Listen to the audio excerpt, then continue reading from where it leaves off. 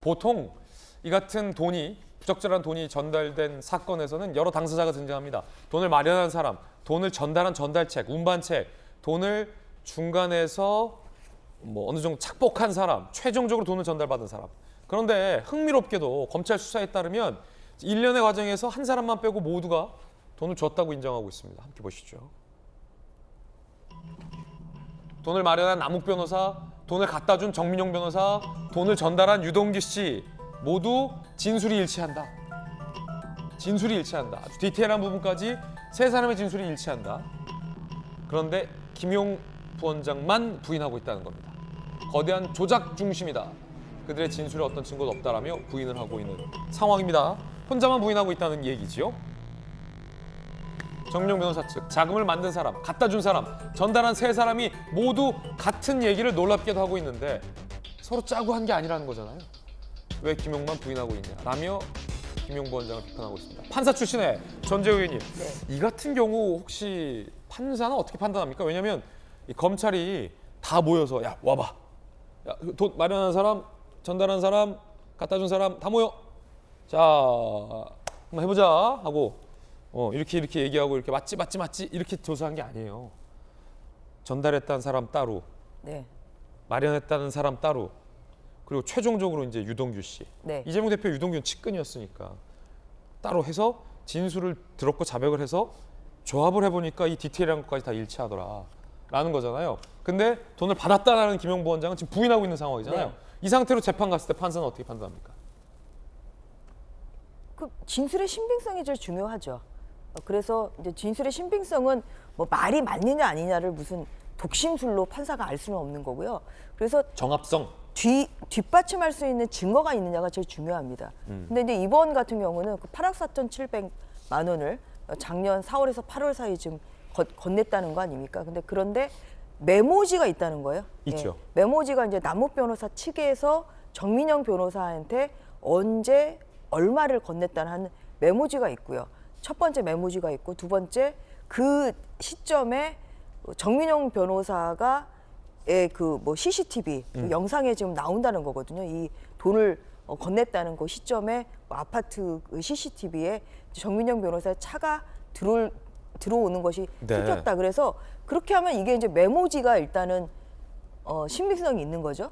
그리고 메모지하고 지금 남욱 변호사 측의 말이 동일하기 때문에 그렇기 때문에 이제 그 진술의 신빙성이 지금 굉장히 높다고 볼 수 있는 상황입니다. 그리고 돈을 받았다는 사람들은 제가 뇌물사건 재판도 많이 해봤습니다만 보통은 시인을 안 해요. 끝까지 이것은 부인을 합니다. 그래서 이것은 피고인의 권리이기 때문에 부인권은 그걸 가지고 또 판사들이 그런가 보다 이렇게 얘기를 설득력 있게 듣는 건 아니고요. 결국은 어느 말에 이제 신빙성이 있느냐인데 지금 보면은 구속영장이 이제 발부됐다. 이것은 사실 굉장히 객관적인 증거가 있기 때문에 저는 발부가 됐다고 생각합니다. 말만 가지고 판사들이 영장 발부하지는 않거든요. 이제 그런 상태이고 그리고 또 부인을 하고 있기 때문에 어떻게 보면 증거인멸이라 도망의 염려가 있죠. 그래서 이제 발부가 된 것이고 그래서 이것은 저는 김용 부원장에게 전달된 것까지는 인정이 되는데 사실 국민들이나 이 시청자분들이 제일 궁금해하는 건 도대체 그럼 이 돈이 대선 자금용으로 지금 1억. 받았다는 거라서 이 8억 4,700만 원이 네네. 그래서 이제 이게 그러면 이재명 지사가 알았냐 몰랐냐? 이재명 지사가 그럼 묵인을 했냐 안 했냐? 사실 이제 이 8억 4,700만 원의 이 대선 자금에 결국은 이 칼끝은 이재명 지사한테 갈 수밖에 없고요. 이제 앞서 나온 게 2014년이요. 이거는 성남시장 그 재선 시절에 이제 이 돈이거든요. 근데 이거는 이제 어떻게 볼 수 있냐면 이거는 돈을 주고 오히려 이게 이제 사실이라면 이건 뇌물성이 크죠. 왜냐하면 대장동 협약서가 작성된 게 2015년 7월입니다. 그런데 그 전인 2014년에 지금 재선 자금을 위해서 좀 줬다는 그런 진술 아니겠어요? 그래서 그렇다고 하면 이것은 결국은 대장동 사업을 위해서 일단 돈을 주고 돈을 받은 다음에 이 사업이 제대로 사업이 이 대장동 일당이 원하는 방향으로 지금 해주고 이게 바로 이제 청탁이 된 거죠. 그래서 이런 면에서 사실 이 2014년에 이 수사, 이 8억 원을 이제 건넸다. 12억 원을 건넸다. 이제 요것도 조금 더 지켜봐야 될 것 같습니다. 자, 어제 저희 돌직구쇼에서 채널A가 단독으로 취재한 내용 보도해드렸습니다. 김문기 씨 사망 직후 이 대표가 이재명 대표가 김문기라는 사람 모른다라고 부인한 이후에 유족들이 기자회견을 하기 전에 이 대표 측 인사가 유족들에게 찾아와서 이 대표를 도와줄 마음은 없냐, 유족은 회유하는 것처럼 느꼈다라는 내용을 단독 보도해드렸습니다.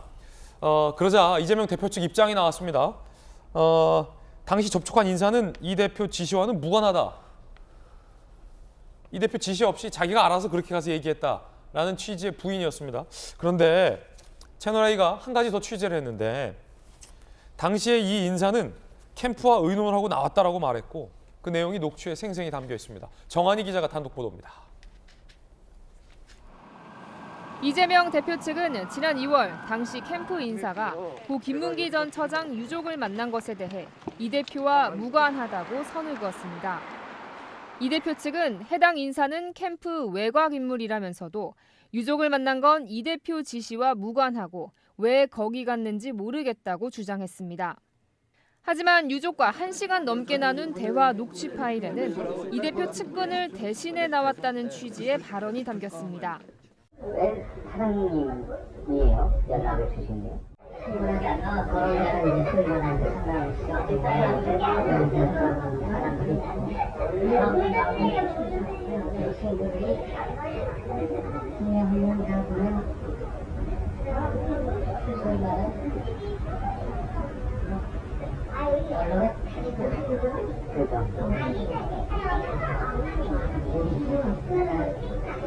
같은 분들 같은 분들 이 친구들이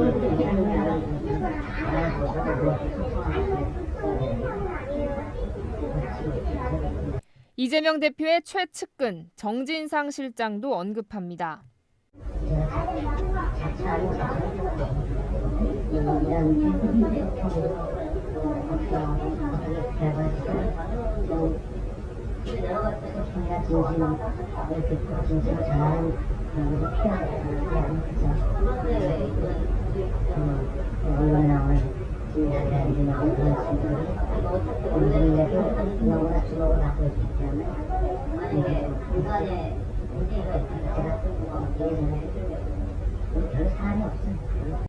캠프와 사전에 상의한 듯한 발언도 합니다.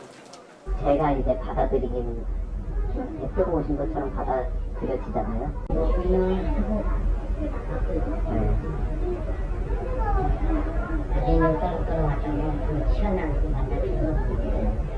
이 인사는 지난 2017년 민주당 대선 경선과 2018년 경기도지사 선거 때 이재명 후보를 도왔습니다.